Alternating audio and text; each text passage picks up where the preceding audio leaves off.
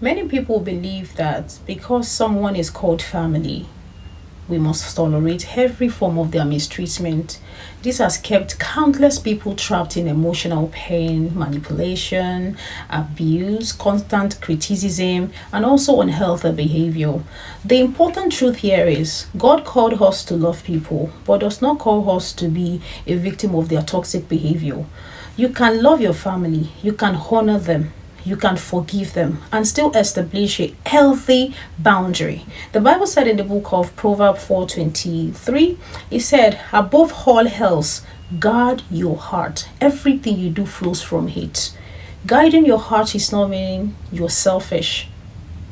It means wisdom. A toxic family member is someone whose repeated behavior negatively affects your emotional, your mental, spiritual, or physical well-being. They constantly criticize you, they manipulate you through guilt, they create unnecessary drama, humiliate or insult you, they spread lies about you, they compete with you instead of supporting you, they disrespect your boundaries, they abuse you emotionally, verbally, financially, physically. But remember, everyone makes mistake occasionally, but on the account of toxicity, it's not a one-time incident, it's a pattern.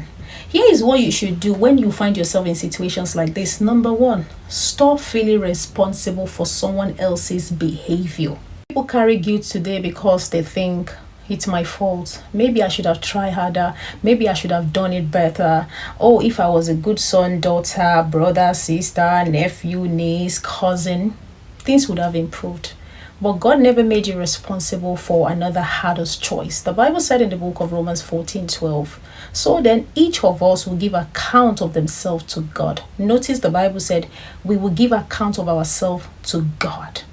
You are responsible for your word, your action, your attitude, but you are not responsible for someone else's bad character. You're not responsible for their manipulation, their poor choices. You are not responsible of the behavior they made. Whatever it is they are doing, you are not responsible for that. So stop carrying the burden that is never assigned to you. The question here should be, am I trying to fix someone that never wants to change? If the answer is yes, release that burden. It is not for you at all. Number two, learn the difference between love and enabling. Many people today confuse love with bad behavior.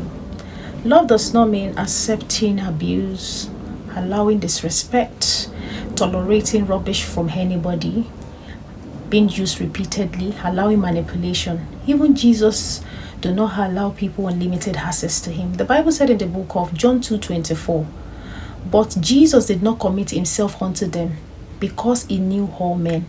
Jesus loved everybody, but trusted wisely. Ask yourself, am I helping this person or am I enabling bad behavior? The best and lovely thing you can do to yourself is to stop accepting destructive behavior. It would destroy you and render you helpless and useless. It's not worth it. 3. Set boundaries without apologizing. Boundaries are protection and not a punishment. Healthy boundaries says, you can't speak to me in that manner. I'm not tolerating disrespect. I'm not agreeing to that. Even the Bible says in the book of Matthew 5:37, let your yes be yes and let your no be no. Healthy people can say no. Instead of you saying, I'm so sorry, I was wondering maybe I could. No, be clear. No, I won't agree to that. I won't tolerate that. I am unavailable. I need a space right now. Healthy boundaries. Boundary means making your stance clear and not being rude. They need to get what you're saying and you have to be clear. Number 4, stop seeking validation from toxic people. Yes, you heard me right. One reason people stay trapped is because they desperately want approval. Hoping one day they will appreciate me and acknowledge my effort. That day will never come. It will never come. The Bible said in the book of Galatians 1:10, it said, for I now persuade men, O God, or do I seek to please men? For if I yet please men, I should not be a servant of Christ. Your values come from God, not from opinion of any family member. Stop measuring your worth by their praise, their approval, or by their acceptance. Know who God says you are. You are wonderful, unique, perfect for His work, and not any approval of any family member. Number 5, forgive and deny access. Forgiveness does not always mean allowing access back into your life. This is one of the biggest misunderstandings in the Christian community. Forgiveness means releasing anger, releasing revenge, bitterness, and trusting God for justice. Forgiveness does not mean returning back into abuse, ignoring danger, or pretend like nothing ever happens. Even the Bible said in the book of Ephesians 4:32, "And be ye kind one to another, tender-hearted, forgive one another, even as God, for Christ's sake, has forgiven you." Forgive. Okay? You can forgive someone and still keep a healthy distance. Say, "I have forgiven you from the depth of my heart," but make sure you close that door. Never open it again. Number 6, stop participating in family drama. Toxic people often survive on conflicts. They create argument, division, gossip, and also confusion. The Bible said in the book of Romans 12:18, "If it is possible, as far as it depends on you, live at peace with everyone." Emphasis on as far as it depends on you. You can't control others, but you can control yourself.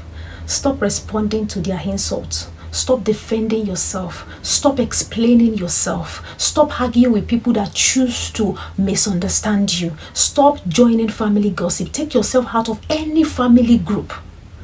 Most times, your silence protects your peace. If not, they will render you useless. Number 7, understand that honoring parents does not mean accepting abuse. Many people feel trapped today with the commandment Exodus 20:12, "Honor thy father and thy mother, so thy days might be long." The Bible also said in the book of Exodus chapter 6:4, "Do not provoke your children to anger, but bring them up in the training and admonition of the Lord." Honor does not mean accepting abuse. You can respect your parent. You can speak to them with respect. That's what honor means. You can treat them with dignity. Pray for them. Never take revenge. And also, honor does not mean you have to remain in a harmful situation. No. God never intended for that commandment to be used as a weapon against somebody's well-being. If anybody make you question your sanity, use the block button. Number 8, where I'm going to stop.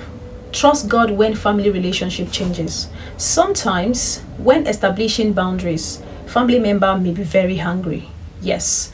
Why? Because they benefited from your lack of boundaries. Don't let this guilt force you back into unhealthy pattern. The Bible said in the book of Proverbs 29:25, "The fear of a man lays a snare, but whoever trusts in the Lord is safe." When you choose your sanity, family member will accuse you of being proud, of being selfish, of being difficult, of changing, but stay committed to the truth. Not everybody will celebrate your healing. Remember this. You can love a toxic family member without allowing them to control you. You can forgive them without trusting them. You can honor them without obeying their unhealthy demands. You can pray for them without sacrificing your peace. The most important thing is guard your heart. God has not called you to come and carry the weight of any toxic relationship. Seek from God wisdom, courage, discernment, strength to create healthy boundaries and still maintain a heart of love. True freedom comes when you let out the guilt and start operating in the wisdom of the Lord. If you find this helpful, don't forget to hit the subscribe button, like, share, and comment. I'll see you in my next video. Make sure you do have a lovely day. I love you. Bye.